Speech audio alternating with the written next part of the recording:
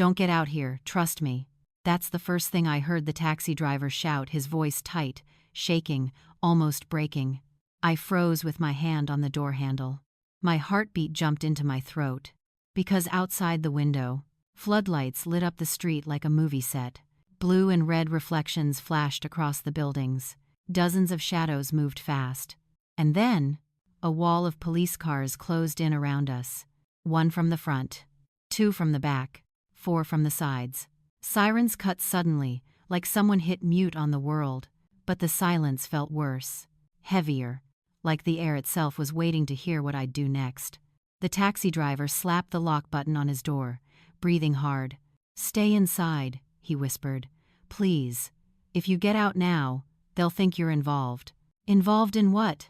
I whispered back, my voice shaking. I had no idea what was happening. 5 minutes ago, I'd only been trying to get home after the worst night of my life. Now I was sitting in a taxi surrounded by armed officers, their hands hovering over their belts like they expected trouble. A spotlight hit the windshield, blinding us for a second. The taxi driver shielded his face with one hand. I sank down instinctively, like the light itself could burn me. "Driver!" An officer shouted through a bullhorn. "Turn off the engine, hands where we can see them." The driver looked at me, eyes wide, terrified, but he didn't move. "I'm sorry," he muttered. "I shouldn't have picked you up. I shouldn't have taken this street." My stomach dropped. "What do you mean you shouldn't have picked me up? Why are they surrounding us?" He didn't answer. Or maybe he couldn't. Because right then, another police car screeched into position, cutting off the last possible exit. Officers spilled out. Some ducked behind open car doors for cover. Others shouted orders to each other. I couldn't tell if they were preparing to arrest someone, or preparing for something worse. My voice cracked. "Sir, I didn't do anything." "I know," he whispered. And the way he said it should have comforted me, but somehow it only scared me more. The officers approached slowly, cautiously. One held a megaphone. Another kept his hand pressed to his radio. 2 more had flashlights pointed directly at us, pinning us in place. From every angle, I could feel eyes on me, on us, like they were studying our next breath. I swallowed hard, suddenly aware of how small the taxi felt, how loud my heartbeat sounded in my ears, how the air smelled faintly of leather, cleaner, and panic. The officer with the megaphone stepped closer. His voice boomed across the empty street. "You in the back seat, keep your hands visible." My breath hitched. "Why are they talking to me?" I whispered. "I don't understand what's going on." End quote. The driver's knuckles were white on the steering wheel. He leaned toward me slightly, speaking without moving his lips too much, like he didn't want the officers to read them. "You need to trust me," he murmured. "Whatever you do, don't open that door. Not yet." "But why?" I could barely hear my own voice over the pounding in my head. "Because they're not here for you," he said. His voice shook so hard it scared me. "But if you step out, they won't know that." My skin prickled. My heart felt like it was crawling up my throat. I forced myself to sit still, pressing my palms against my thighs, trying to keep them from shaking. The officer shouted again. "Driver, turn off the engine, now!" He did. Slowly, carefully, as if any sudden movement might set off an explosion.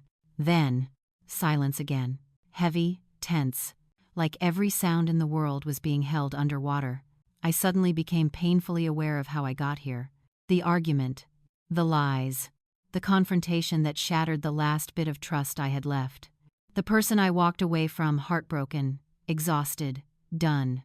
I'd stepped into this taxi with tears still drying on my cheeks, just wanting to get home, wanting a moment to breathe, a moment away from the person who betrayed me. And now, I was trapped inside a ring of squad cars, wondering if my life had just taken a turn I couldn't reverse. The officer called out again. "Backseat passenger, hands where we can see them." It's a grade liar. I slowly raised my hands, pressing them against the back of the front seats. The taxi driver raised his too, his arms trembling. Okay, he whispered, almost to himself. "This isn't how it was supposed to go." "What do you mean? Why are they talking to me like that? What's going on?"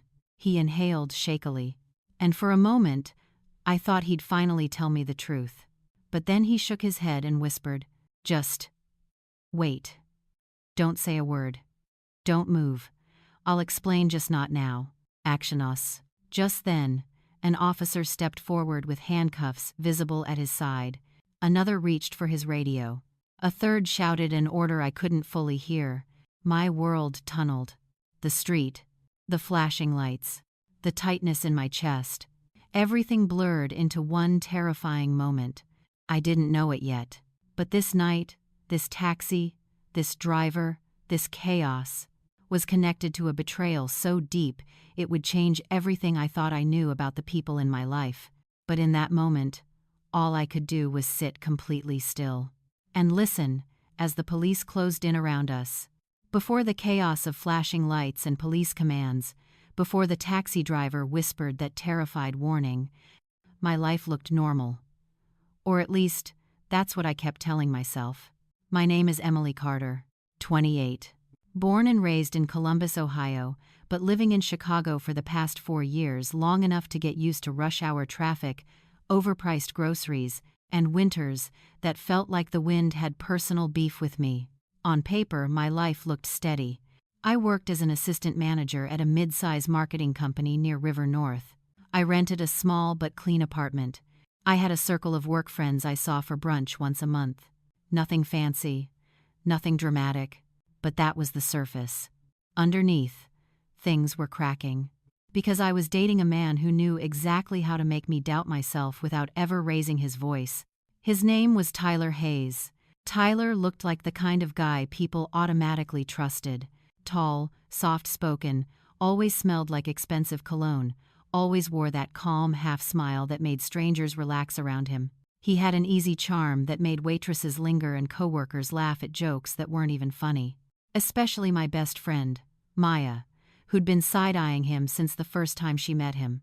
Maya was my opposite in almost every way. Short, loud, witty, fearless. The kind of friend who would walk into your apartment, throw away the food she didn't want you to eat anymore, and say, "You deserve better than stress snacks and mediocre men." She'd warned me more than once. "I don't like him, Em. Something's off." But I'd always brushed it off. I was used to handling things on my own. I didn't want to admit she was right. And honestly, I didn't think Tyler was dangerous, just controlling, just a little possessive, just complicated. But complicated becomes something else when you ignore it long enough. As for the taxi driver, the man who told me not to get out of the car, I didn't even know his name that night. Not at first. To me, he was just the driver who had picked me up after a long, ugly argument with Tyler. He looked about mid-50s, maybe early 60s. Salt and pepper hair, quiet eyes. The kind of man who'd probably seen enough late-night passengers to recognize heartbreak the second someone got in his back seat. His name later would be revealed as Daniel, but for most of the night, he was simply the driver with a strange nervousness in his voice. Strange but subtle. The kind of subtle that doesn't stand out until you're replaying the memory hours later. But to understand why his warning mattered, why the police surrounding us mattered, you need to know what happened earlier that evening. It started at Tyler's condo. He lived on the 27th floor of a polished high-rise along the river. Beautiful views, beautiful kitchen, beautiful everything. And I never realized how much of that beauty he used as a shield. I showed up that night hoping to talk, to clear the air after weeks of tension. But instead, I walked into something that cracked my world open. No yelling, no dramatic confrontation. Just quiet lies dripping one by one until the truth felt too heavy to carry. Tyler had secrets, big ones. And the moment I found out, I walked away before I even had time to cry. I grabbed my coat, left my bag, didn't look back. I just needed distance. Air. Space to breathe. I headed down the elevator so fast my ears popped. I walked straight out of the building and flagged the first taxi I saw. My hands shaking, my chest tight, my brain buzzing like it was short-circuiting. That's when I climbed into Daniel's car. That's when this entire nightmare began. But let me go back even further to paint the full picture. When you're in a draining relationship, you don't realize how drained you've become until something pushes you past your limit. That something had been happening for months. Tyler checking my location. Tyler questioning my friends. Tyler jokingly commenting about how no one else would put up with me. Tyler planning my schedule without asking. Tyler showing bursts of anger that he'd later cover up with perfect apologies. The apologies were always the hook. Always the thing that made me stay. Because he was good at them. Too good.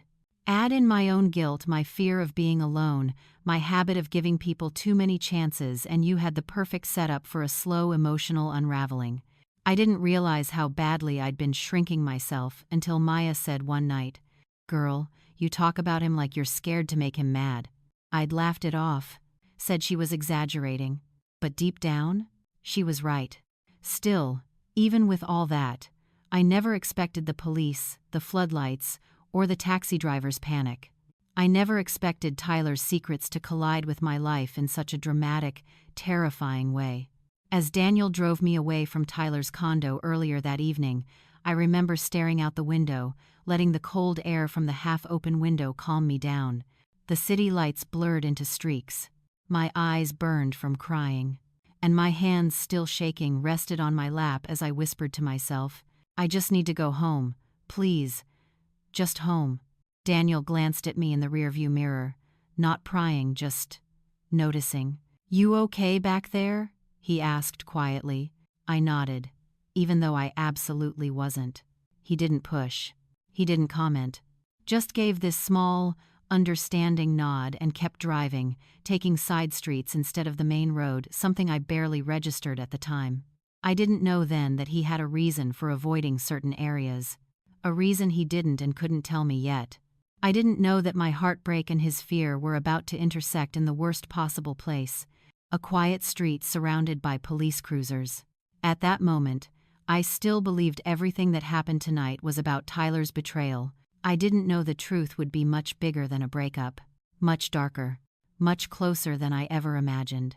And I didn't know that Daniel, the quiet taxi driver with tired eyes, would have one of the most critical pieces of the entire story.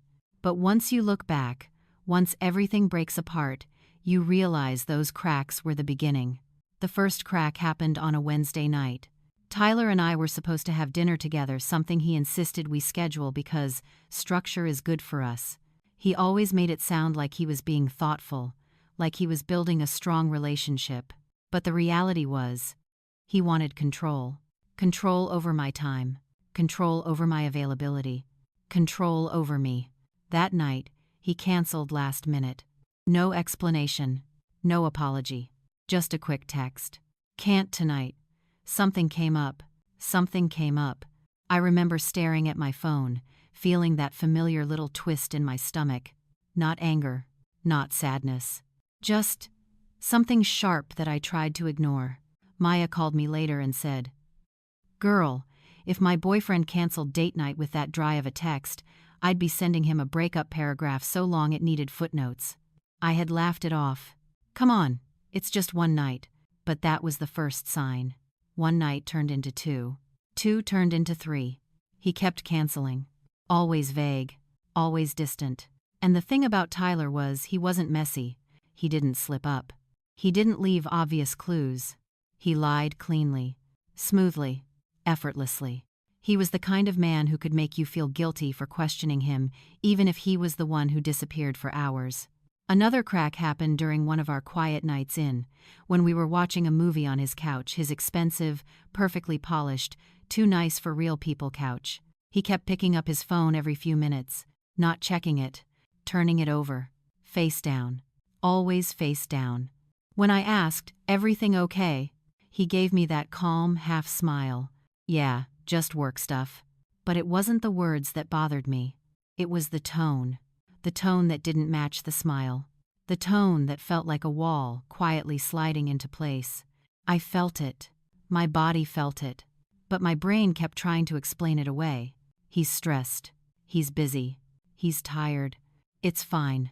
It's nothing. That's the lie you tell yourself when you don't want to start over again. When the idea of leaving feels heavier than the idea of staying. Then came the late-night calls. The ones he stepped outside to take. Even when it was freezing. Even when it didn't make sense. I'd be lying in his bed, scrolling my phone, and I'd hear him talking on the balcony, his voice low, urgent, like he was trying not to wake a sleeping neighbor. One time I overheard him say, "No, she doesn't know anything." My skin prickled. When he came back inside, I tried to sound casual. "Who were you talking to?" He didn't even hesitate. "My boss. We're planning a big project rollout. Stressful week." A perfect answer. Too perfect, like he had it prepared. I nodded, pretending to believe him, pretending it didn't sting, but it did. It really did. Around that time, I also started noticing another strange detail, something I would have missed if Maya hadn't pointed it out. One Saturday afternoon, she and I were out grabbing coffee. Tyler texted me something quick, just a harmless question. But when I showed Maya the text thread, she frowned. "What's his deal with money?" I blinked. "Money?" "Yeah," she said, squinting at the screen. "He keeps asking you stuff like, 'Did you deposit that check? Did the bank call? Did you get that notification?' It's weird." I hadn't even noticed. Maybe because Tyler asked things so casually, like they were normal, like any boyfriend would be checking up on your finances. But once she said it out loud, I couldn't unhear it. Later that night, I asked him about it carefully, without accusation, trying not to sound dramatic. He stiffened. "Emily, you worry too much," he said. "You make everything a bigger deal than it is." And just like that, he flipped it, turned the spotlight away from him and onto me. I remember thinking, am I really overthinking? Am I being sensitive? Am I the problem? That's what controlling people do. Not by yelling, not by hitting, not by obvious abuse. They wear you down quietly, slowly. So slowly you don't even realize your self-esteem is shrinking. Meanwhile, things at work were getting harder too. I'd been passed over for a promotion, something Tyler brushed off instantly. "You weren't ready," he told me. "Better they wait until you catch up."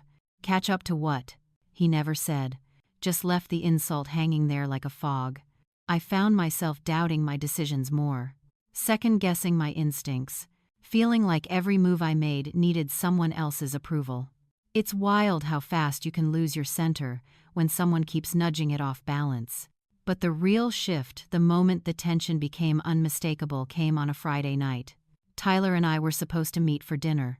I walked into his condo expecting a normal night, maybe a conversation about our recent distance.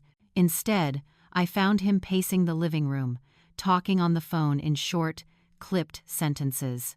When he saw me, his eyes widened just for a split second, like he hadn't expected me there. He ended the call so fast it felt like he'd dropped it. "Who was that?" I asked. He brushed past me. "No one important," but his hands were shaking. Tyler never shook, not even when he was upset. He was always ice calm, always composed. I stepped closer.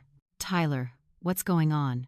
He snapped, not loudly, not violently, just sharply enough that it startled me. I said, "It's nothing, Emily. Why do you always have to dig?" "Always. Dig." Those words stung. I opened my mouth to respond, but he walked away straight into the bedroom, closing the door behind him. I stood in that quiet, expensive living room feeling something I hadn't felt in months. Fear. Not fear of him hurting me. Fear of not knowing who I was living my life with. Fear of realizing I didn't recognize the man I was looking at anymore. The following week, everything escalated. He became more distant, more irritable, more closed off. Then he forced a smile. "A client issue. It's nothing." It wasn't nothing. Even I knew that by then. Something was off. And then, there was Daniel. I didn't realize I'd seen him before that night. Not until everything came crashing down. But earlier that month, I'd gotten into a taxi outside a grocery store after a long day. Daniel had been the driver. I didn't remember his face at the time. Just the way he kept checking the mirror. Like he was making sure we weren't being followed. Back then, I thought he was just being careful, maybe a little anxious. Chicago can be a lot for night drivers. But I didn't know that he recognized Tyler. I didn't know he'd driven Tyler once, months earlier. I didn't know he'd overheard things he was never supposed to hear. Not yet. By the time the night of the police blockade arrived, the tension in my life wasn't a crack anymore, it was a fault line. Tyler was acting unstable. My instincts were screaming, And I was becoming someone I didn't recognize. A woman constantly apologizing, constantly doubting herself, constantly afraid she was standing too close to a truth she didn't want to see. That was the state I was in the night everything finally erupted. Heartbroken, confused, emotionally exhausted, wanting answers but terrified of finding them. And when I walked into Tyler's condo that night, I got my answer. Just not the one I expected, not the one I was prepared for.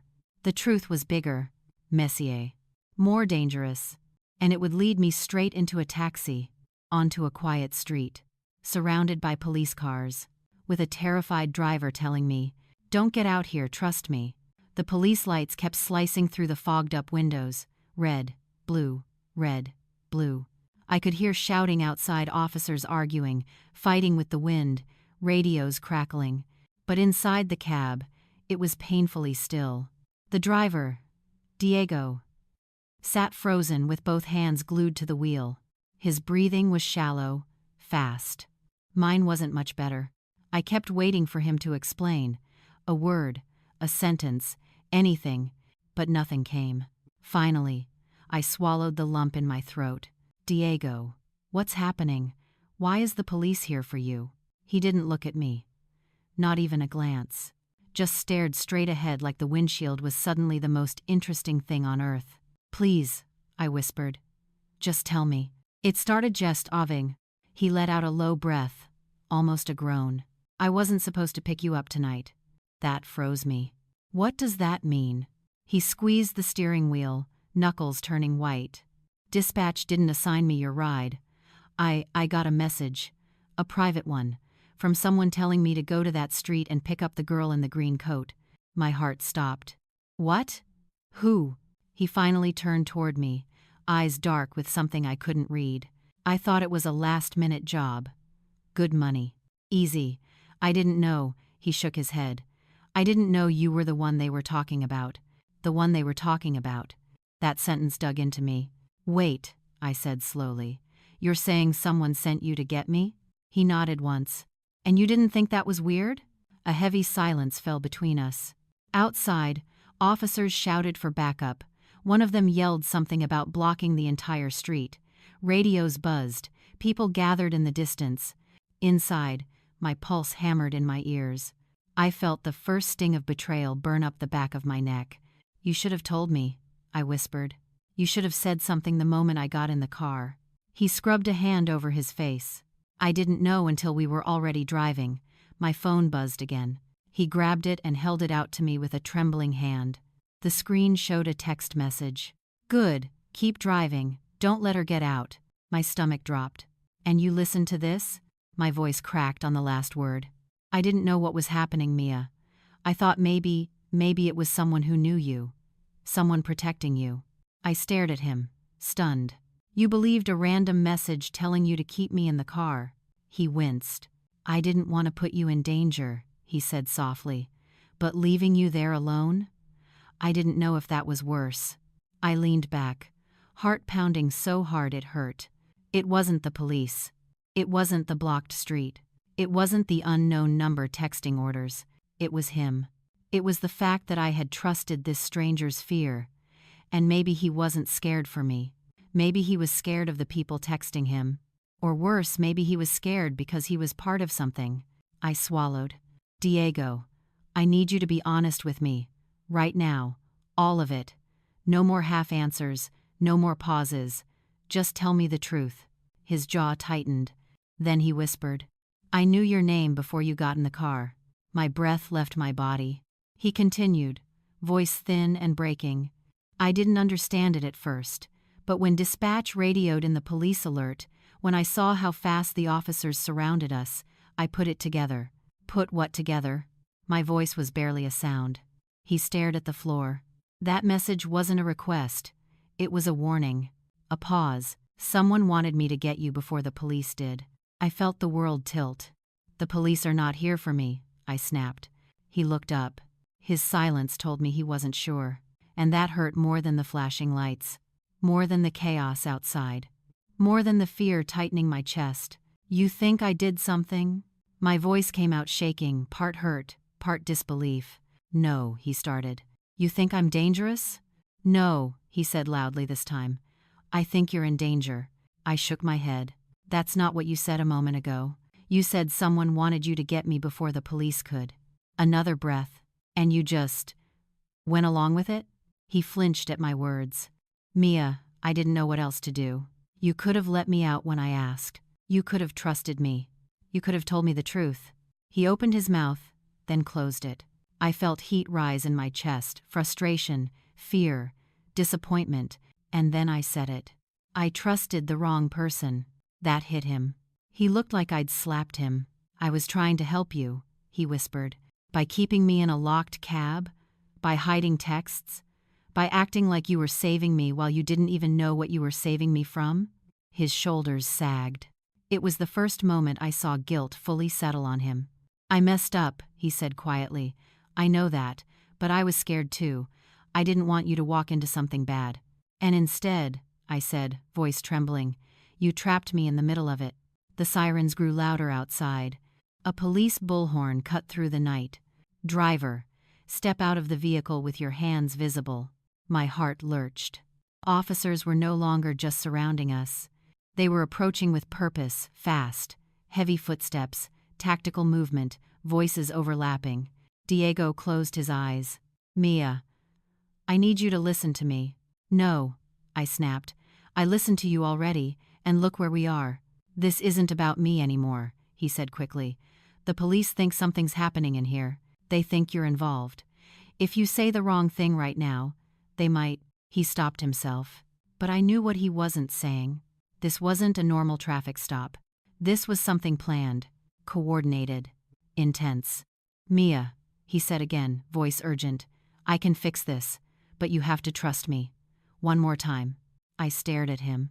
And right then, right in that tiny heartbeat between panic and decision, I realized the breaking point wasn't the police, or the texts, or the danger outside. The breaking point was not knowing whether the man sitting next to me was my unexpected protector, or the biggest mistake I'd ever made. The officer's fists pounded on the glass. Driver, now. I looked at Diego, and he looked at me. And that was the moment the betrayal settled in fully. The moment I realized I wasn't sure which side he was on.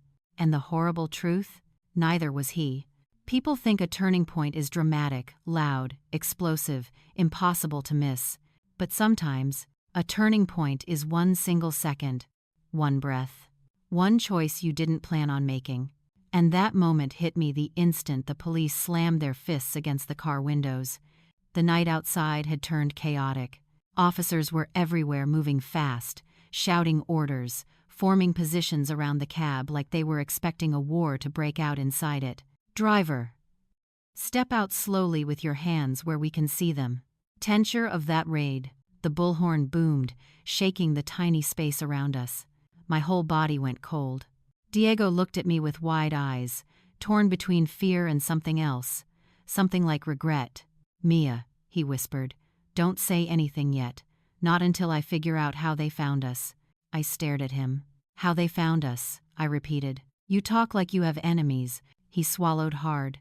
I think we both do, and I don't know why. I didn't get a chance to ask what he meant. A flashlight beam cut through the back window, harsh, bright, blinding. Hands up, now. I flinched. Diego raised his hands slowly.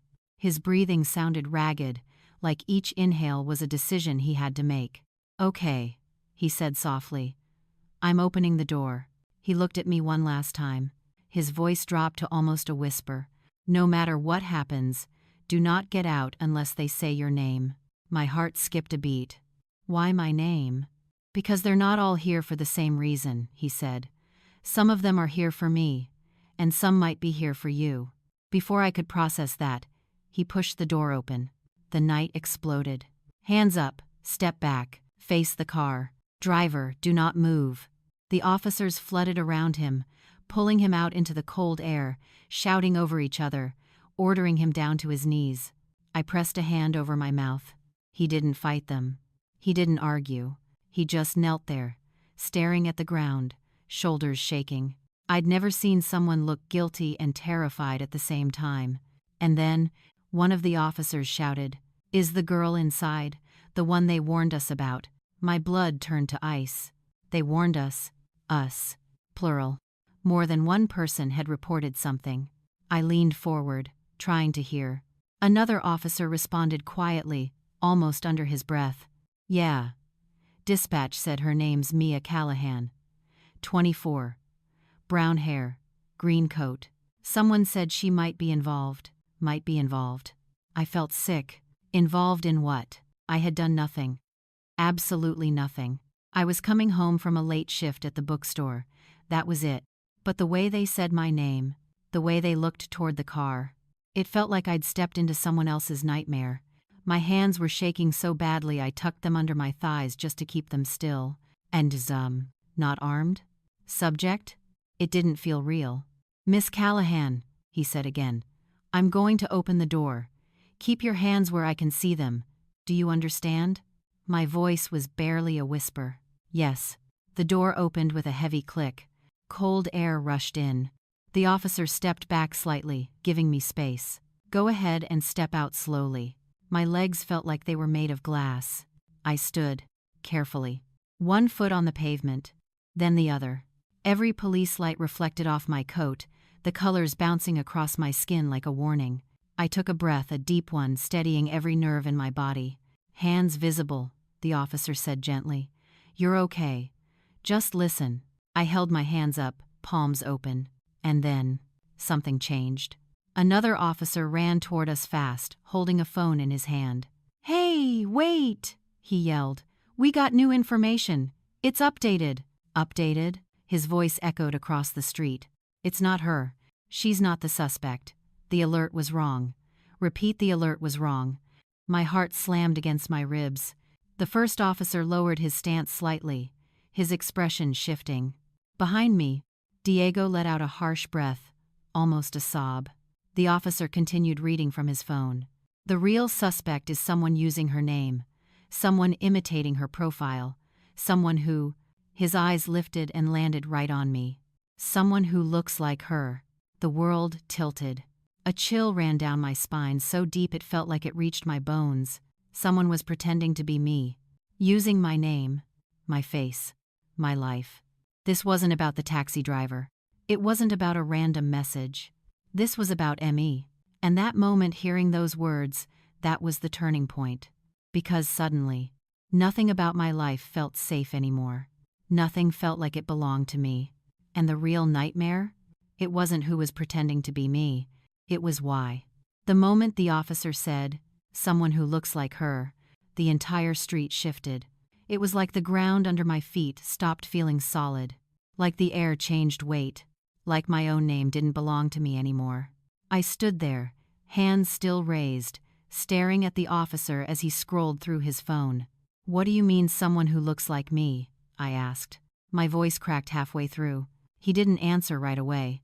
He swallowed, eyes narrowing as he checked the updated alert again. Behind him, the police were already pulling Diego to his feet, still keeping a tight hold on his arms. He wasn't resisting, but he looked directly at me, and the look in his eyes said he knew something. Something he hadn't told me. Something he didn't want to tell me. The officer reads the alert aloud. Earlier tonight, the officer said slowly, we received a report about a woman involved in a series of identity-related incidents, credit fraud, false documents, unauthorized transfers. I blinked. I work at a bookstore. I don't even have a credit card. He nodded like he already knew that wasn't the issue. We now believe the woman is using your name, your description, and possibly your personal information. A cold wave crawled up my spine. You mean someone stole my identity? Possibly, he said. But the part that concerns us most is this. He held up the phone so I could see a grainy security camera still. And my heart just stopped. Because the woman in the picture, she did look like me. Same height, same hair, same coat style, not identical, but close enough to confuse anyone who didn't look carefully. But the face wasn't mine. It was familiar. Too familiar. I took one shaky step forward. The officer nodded. You recognize her? I nodded slowly, barely breathing. Because the woman in the photo was Harper. My ex-best friend. The one who stopped speaking to me out of nowhere 2 months earlier. The one who blocked my number. The one who ghosted me after a sudden, confusing argument about boundaries and space that I still didn't understand. But the clothes, the hairstyle, the glasses I used to wear before I switched contacts. It hit me all at once. She wasn't just dressing like me. She was becoming me. Mia, one officer said gently. Do you know this woman? I nodded again, barely. But my legs felt weaker with each second. We were friends, I whispered. Almost sisters. We lived next door to each other for 4 years. One officer scribbled notes quickly. Another looked at Diego like maybe he was the missing piece. And then the question dropped. Did she have access to your belongings? Personal documents, keys, mail? My stomach twisted. 3 months ago, she had borrowed my spare apartment key just for a day. I never asked for it back.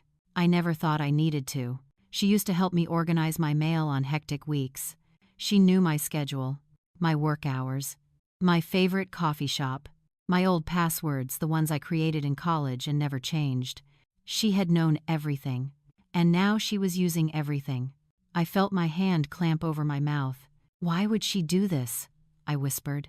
What did I do to her? The officer shook his head. Sometimes it's personal. Sometimes it's convenience. Sometimes it's both. But Diego? He tensed. Not a little. A lot. Like that line personal triggered something in him. He looked at me, and for the first time since the police pulled us over, his expression wasn't fear. It was guilt. Deep, heavy guilt. Mia, he said shakily. There's something you need to know. One officer stepped between us immediately. Sir, don't speak to her yet. It's about the girl in the picture, Diego insisted. It's about Harper. Every muscle in my body locked. The officer hesitated. This wasn't normal procedure, but something in Diego's tone made everyone stop. What about her? I asked. Diego lowered his voice. I didn't just meet you tonight by chance. My breath caught. Diego looked genuinely sick saying it. She said you ruined her life. The world tilted sideways. Ruined? How? I don't know, he said honestly. But 2 weeks ago, she gave me a final instruction. The officers leaned in. What instruction? One asked. Diego swallowed hard. She told me to make sure you were on Sycamore Street tonight. At this exact time. Outside that exact building. My mouth fell open. What building? He hesitated, then pointed behind the row of police cars. That one. I looked.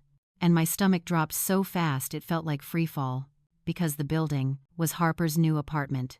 She wanted me there. She planned it. She set all of this into motion. And that wasn't even the worst part. Diego whispered, voice cracking. She said she needed you in the wrong place, at the right time, so the police would think you were her. This wasn't random. This wasn't a coincidence. This wasn't bad luck. This was a trap. A trap designed specifically for me. And the person who set it? My best friend. My sister in everything but blood. Harper. The plot twist wasn't that the police surrounded us. The plot twist was, the person who betrayed me had been planning this for months. The moment, Diego said. So the police would think you were her. Something inside me finally snapped. Not in a dangerous way. Not in an angry outburst way. But in a clarity kind of way, like the fog that had been choking my brain suddenly lifted. For the first time all night, I wasn't frozen. I wasn't confused. I wasn't scared of every shadow in the street. I was done being the girl who kept asking, why is this happening to me? Now I was ready to ask something new. How do I take my life back? One of the supervising officers stepped forward, older, calm, and sharper than the others. Miss Callahan, he said. If what this man is saying is true, you might not be the victim of random identity theft. You might be the victim of targeted impersonation. Targeted. The word hit me like a punch. Meaning, he continued, someone intentionally tried to make you look guilty while staying close enough to watch the fallout. Harper. Her name beat through my mind like a drum. The officer's tone softened. We're going to need your cooperation. And we're going to need everything you know about her. For the first time, they weren't looking at me like a suspect. They were looking at me like the key to solving the entire case. That shift alone felt like oxygen in my lungs. I lowered my hands slowly, the officer nodding that it was okay, and I finally felt my body stop shaking. Just a little. The officers moved him closer to their cars, but before they could load him in, he turned toward me. "Mia," he said, "I know I messed up.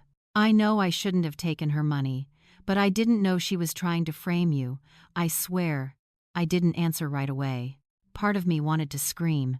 Another part wanted to collapse. Another part didn't know what to feel at all. But one thing was clear. He wasn't the threat anymore. He was the witness. And maybe the first stepping stone out of the trap Harper built for me. I took a slow breath. "If you really want to help," I said quietly, "then tell them everything. Every detail. Every place she went. Every time she contacted you. Don't leave out a single thing."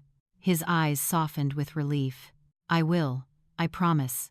It wasn't forgiveness. Not even close. But it was a start. "Miss Callahan," the lead officer said, "we're taking you to the precinct. Not under arrest, under protection." Protection. The word felt surreal. Almost unreal. "Protection from who?" I asked, even though I already knew the answer. The officer's voice dropped. "From the person who's been pretending to be you, and the person who went to great lengths to make sure you'd take the fall."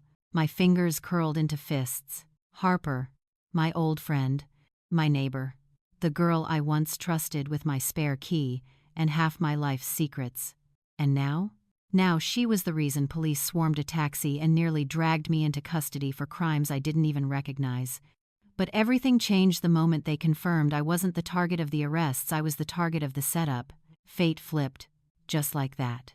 I wasn't the hunted one anymore. Harper was. They guided me carefully toward a police car, not the back seat, not handcuffed, but the front passenger seat. That small detail alone felt like the entire world had righted itself. As I climbed in, the officer paused. "You're safe with us now," he said. "We're going to get to the bottom of this." For the first time in hours, I believed him.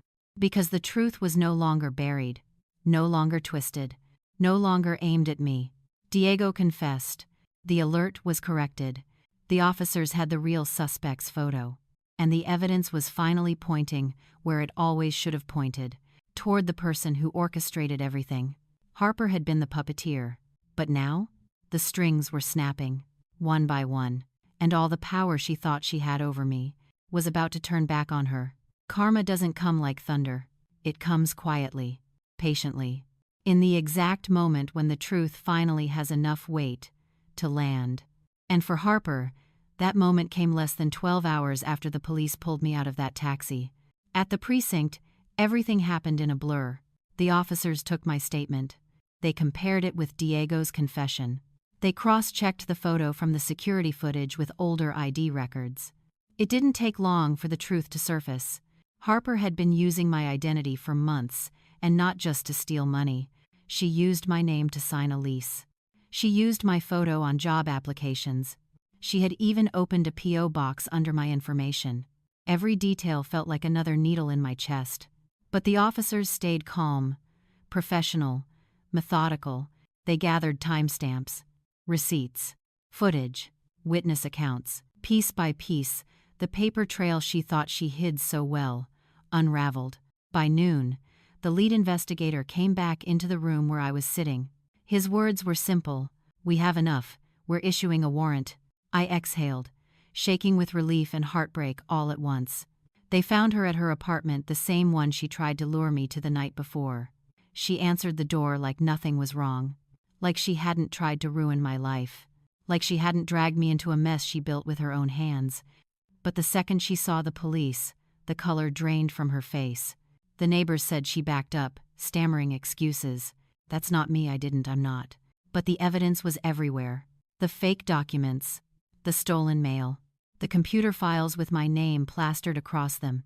And the final twist? She had my old spare key in her drawer, still attached to the little green keychain I bought at a street fair 3 summers ago. The officers told me later she barely said a word during the arrest. Just sat there on the couch, staring at the floor, like everything finally caught up to her. Because it had. That evening, the lead officer returned to talk to me. "It's over," he said. "She's in custody. Charges are being filed. You're cleared." It's palliated.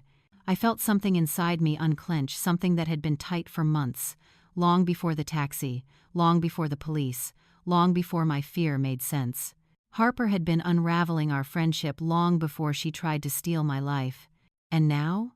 Her choices finally had consequences. Real ones. The kind you can't run from. The kind she tried to avoid by pinning everything on me. But karma didn't let her. Not this time.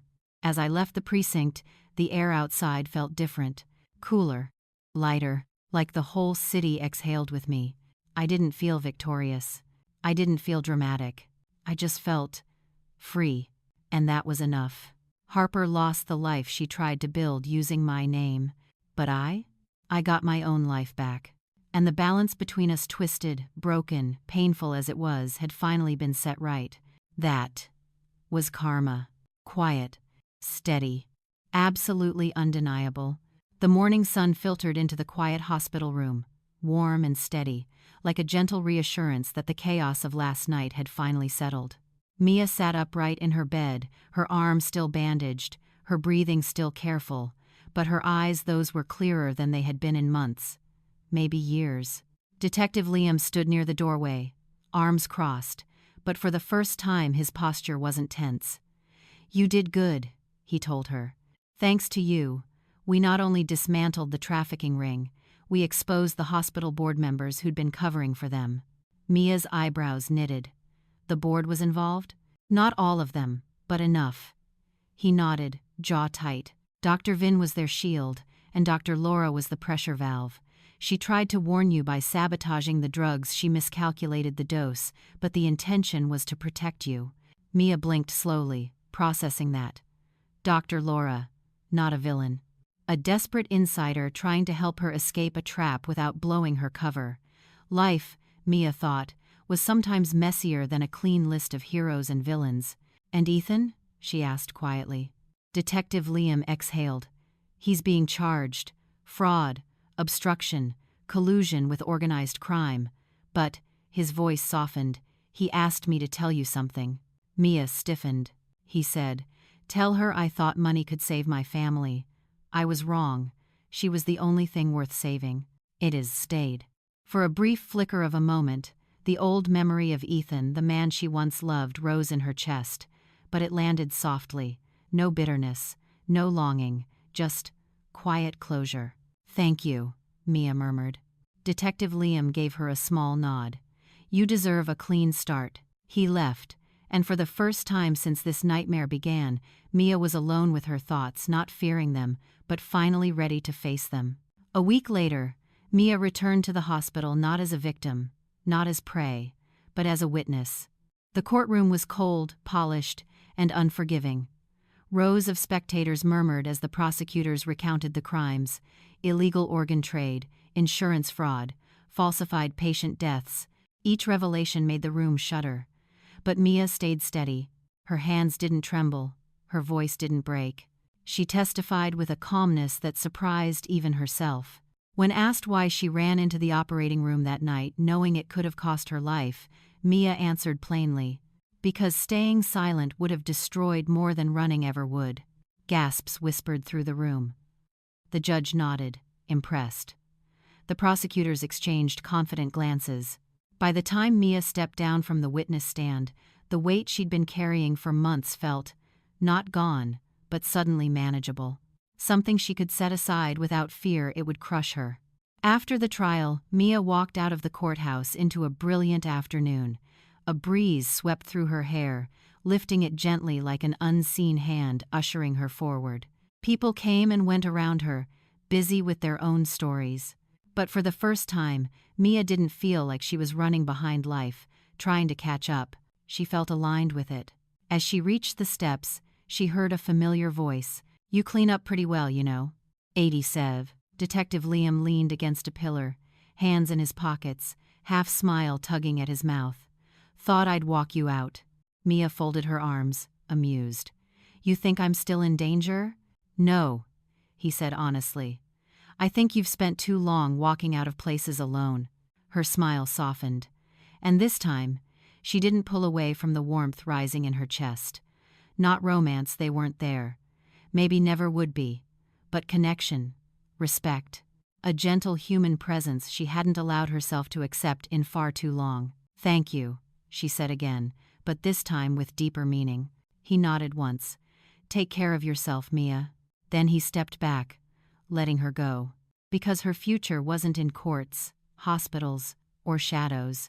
It was waiting somewhere beyond the street, in the ordinary world she had worked so hard to return to. Hours later, Mia visited the place that had always given her clarity, the small seaside pier where she and Ethan used to watch the sunrise before life grew complicated. She stood at the edge, wind brushing her cheeks, waves humming beneath her feet. This place used to hurt. Now it felt neutral, peaceful, even. She pulled out her phone. A new message notification blinked. "Thank you for your bravery. When you're ready, the department would like to hire you as an advisor." She wasn't defined by the danger that hunted her. She wasn't even defined by the courage that saved her. She was defined by something quieter, steadier, stronger. The decision to live bravely every single day, no matter who tried to take that choice from her. And that, Mia knew, was the real victory. The real ending. The real beginning.